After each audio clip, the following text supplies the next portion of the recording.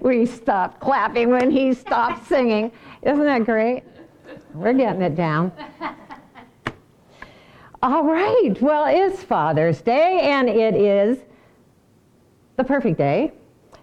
Not only to celebrate our own fathers and our grandfathers and perhaps our own sons who have become fathers, but also to celebrate God as our Father.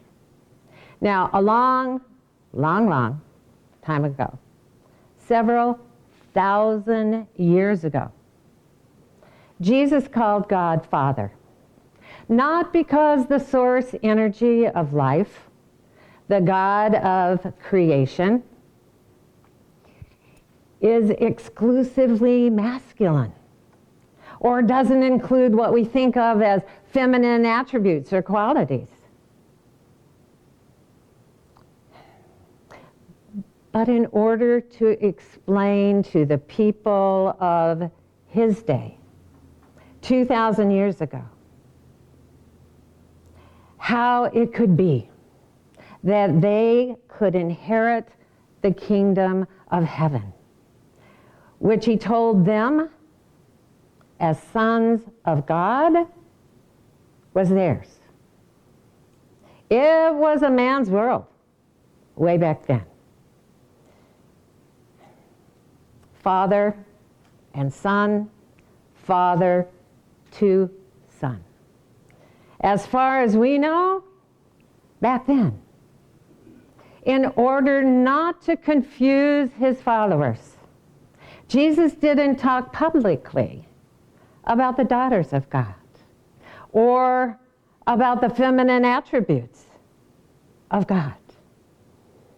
Because at that time, females weren't considered by most to be an equal part of the equation of creation. But even after all this time, from those times unto this time, in the minds of many humans, the attributes and qualities of God are still thought to be stereotypically masculine. Power, strength, and force are easy attributes for us to accept as being the nature of God the Father. In fact, when it comes to our prayers for resolving challenges in our life, we want to call on those big guns of God the Father. But it seems that even when we are momentarily challenge-free, we still don't consider the sweetness and gentleness of God. That sweet, gentle spirit of life that lives in all of us, whether we have a male or female body. The same life source, the same pure positive energy of love that created the universe and causes it still to move as it does and everything within it to move as it does, also created the hummingbirds and butterflies and kittens and puppies.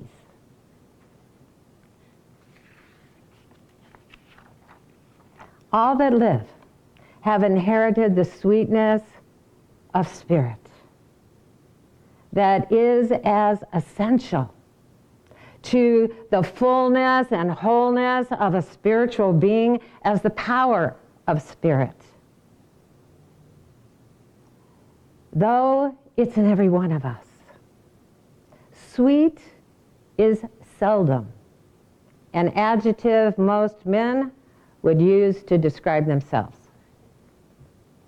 Mostly because most men haven't been encouraged to admit, much less show the innate sweetness they've inherited from God the Father. It's there whether it's felt or not. It's there whether it's denied or not. But it's often weighted down beneath worldly expectations of manhood. Most boys and young men have been taught to believe that sweetness is not only not relevant to being a man, it's a hindrance. Now, as we all know, stereotypically and historically, gender roles for men have revolved around characteristics such as dominance and assertiveness and aggressiveness and forcefulness. Though things may be changing slowly today in our country and in some countries in the world, traditionally a masculine man is said to display strength, power, and competitiveness, and to be less emotional and affectionate, especially towards his fellow men. Many young boys, for centuries, have been told not to cry, to tough it out, or to physically fight with whatever unwanted thing is happening, and leave expressions of emotions to the girls. When it's said today that it's a man's world, it's not just referring to higher salaries or greater opportunities. A man's world in this world includes warlike thinking and actions and the assertion of power over others. It's not masculine hard wiring from a deity who decided men would need it that makes it so. It's our human expectations of the masculine. Thank God. The source energy of love has never left even one living being. That it continues to be the sweet love rather than the tough love within all of us, male or female. Because God is one God. There's no split energy at all. There's no God and goddess, only God as goddess and goddess as God. The pure positive energy of love that creates worlds and created all of us is a balanced, inseparable synthesis of omnipotent force and gentle presence of both power and sweetness. It's all God, and it's all good. But without our awareness of that balance, our world will continue to be out of balance. It could be time, especially with so many conflicting thoughts among us, with so many angry voices of men and women claiming to have the power of God on their side, for all of us to start proclaiming that we all have the sweetness of God on our side as well, because that sweet spirit lives on the inside of all of us, now and forever. As sacred texts have told us since time began, our expressed sweetness in this world will turn swords into plowshares and spears into pruning hooks. The Austrian poet Rainer Maria Rilke wrote, "You are not too old, and it's not too late to dive into your increasing depths, where life calmly gives out its own sweet secrets." So what does all of this have to do with Father's Day? Well, as it's been mentioned, the title of today's talk is Sugar Daddy. And I know that the term has many connotations, and it's been around since at least the 16th century. But the connotation that I like best for today's talk, because it's the sweetest one, is credited to Alma de Bretteville Spreckels, who in 1908 married Adolf Spreckels, the heir to the Spreckels sugar fortune. And since she was 24 years younger than he was, she called him her sugar daddy. He loved her so much that he wanted to give her the world. And he lavished upon her everything she wanted. And she used that sweet fortune to do beautiful things for San Francisco, museums and mansions and just beautiful things that are still there today. And she became known as the great grandmother of San Francisco because of all of that gracious philanthropy. We could say, in fact, I will say, that the God of our creation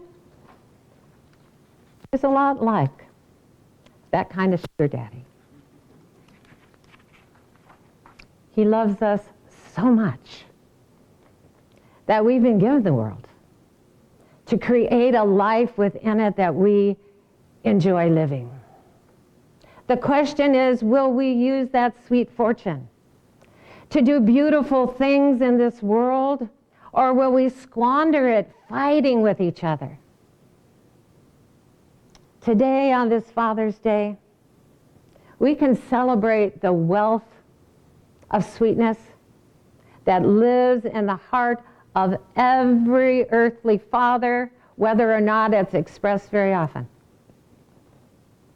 Fatherhood can be a powerfully sweet inspiration for such awareness and expression. Any man who has become a father or a grandfather or a surrogate father, especially to a little girl, knows that his heart can melt with a smile. I know that many of us have sweet memories of or sweet experiences now with our earthly father. For me, though my dad worked hard, he didn't have all that much to give me in the way of material possessions. But I never doubted that if he could have, he would have given me the world.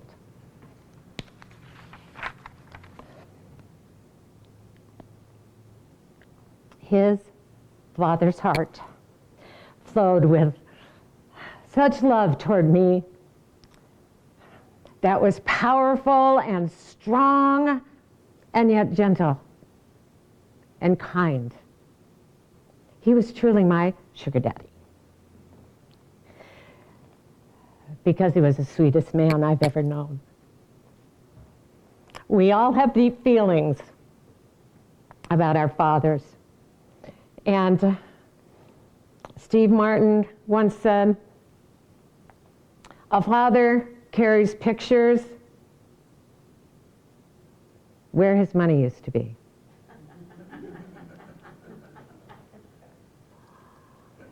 Doesn't it seem that Father's Day is the perfect time for all of us, male and female, to tune into the heart of the universe that beats for us.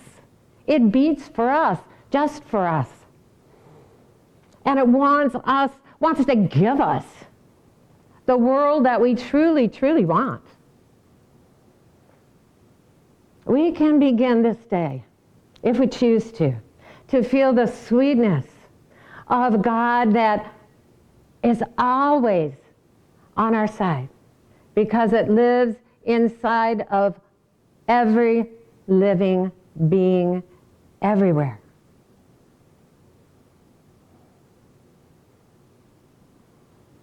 Our expressed sweetness in this world will change the world. War can't do it. Only love, sweet love, has that power. It's up to us to rise in our awareness into that sweet, sweet vibration where we can actually experience the world we want together.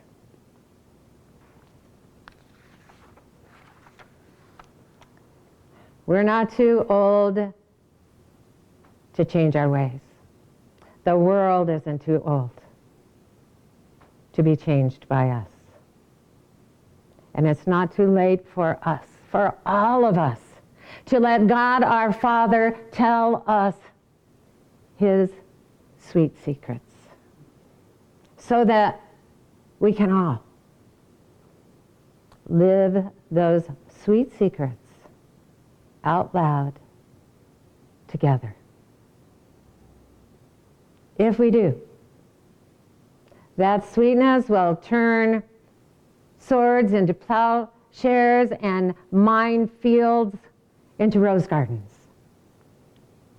So let us decide on this Father's Day to live together as the sweet presence of love we've inherited from God our Father. Namaste.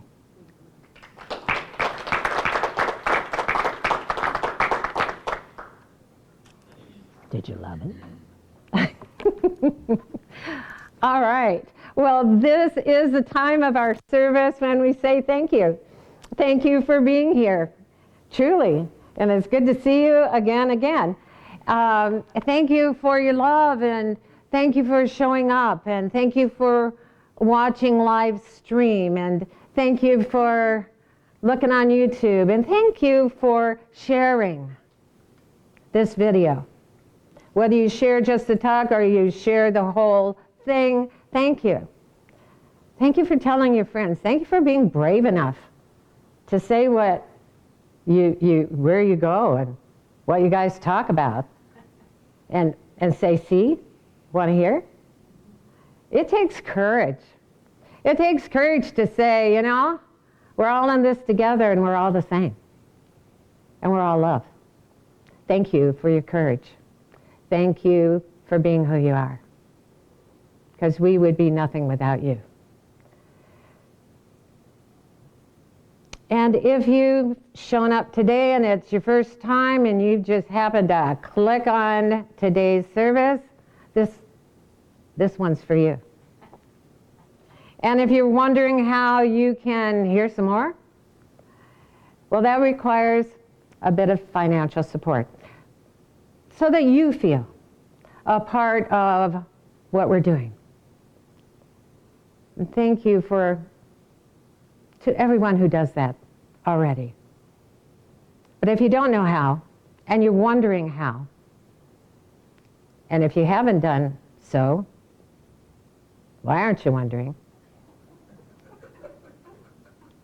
But, all that said, if you want information about that, then our wonderful treasurer is here to give you that information. Good morning. Good morning. Well, thank God the truth is finally out there. There can be crying in baseball. If you would like to donate to the Life Enrichment Center and you're watching this online, there's several ways you can do it. You can go to facebook.com/Life Enrichment Center and hit the donate button.